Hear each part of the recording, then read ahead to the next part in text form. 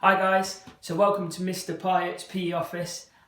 Just as you guys are going to be spending a lot of time at home, we're just going to be doing some fun arts and crafts stuff and then leading you into some PE activities. So we're going to start off today in a how-to, and we're going to do a how to make a beanbag. So you guys can be making a beanbag today that you can then use at home in loads of different activities, or you can do some activities that we've done in PE before. But I know everybody's not got a beanbag, so you've got a lot of choices today. You can be making beanbags of all different sizes, and as you can see, we've got really small beanbags. And if you have a beanie toy at home, similar to this one that has beans in, you can use these. But if not, we've got some different ways that you can make your beanbags today that we can then use in your activities for later on in the week. So we're just going to bring the camera over here and just have a look on how we can start off. So we can start off with, we've got some rice. If you don't have rice, you can use pasta, you can use some beans in the cupboard, dried beans, broad beans, couscous. So we can start off, and I've just got, you can use a sandwich bag, I've got a zippable one, or you can get your own sandwich bag. So we're just going to start off by filling up rice preferably. Make sure your hands are nice and clean, because if we go on rations, you might have to tip this rice back out and make your dinner with it. So we're just going to fill this up, and we're going to try and get the same sort of size as our beanbag. Now, bearing in mind we've not done this before, and that's looking about right size. Okay, so we can just zip that up. Now, what we're going to do is we're going to try and get the air out of here, so just squeeze all the air out of the beanbag. And we're going to use some tape now. Now, I've got some tape here. It's a bit like duct tape. That's really good for this. If you haven't got that, you can get some electrical tape, similar to this. Or if you're really struggling, then we've just got sellotape, and you can use sellotape to stick down the edges. Okay, so we can see we can stick down the edges. Or if you've got the really thick duct tape, this is really good for this.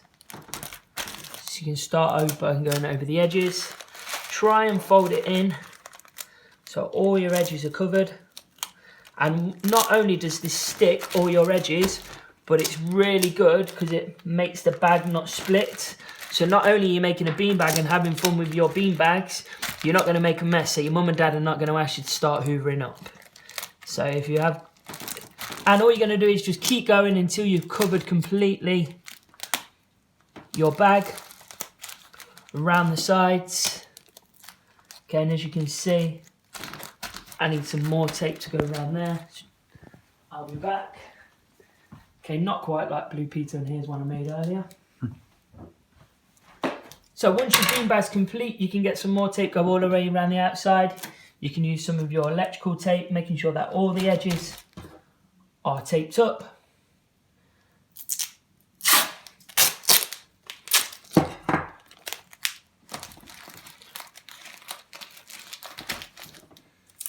And then once you're done all the way across the lengthways, you can then seal the edges, bringing it round, pushing it down.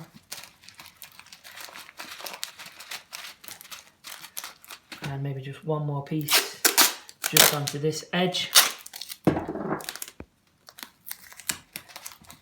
So as you can now see, we now have a beanbag. It's fully sealed.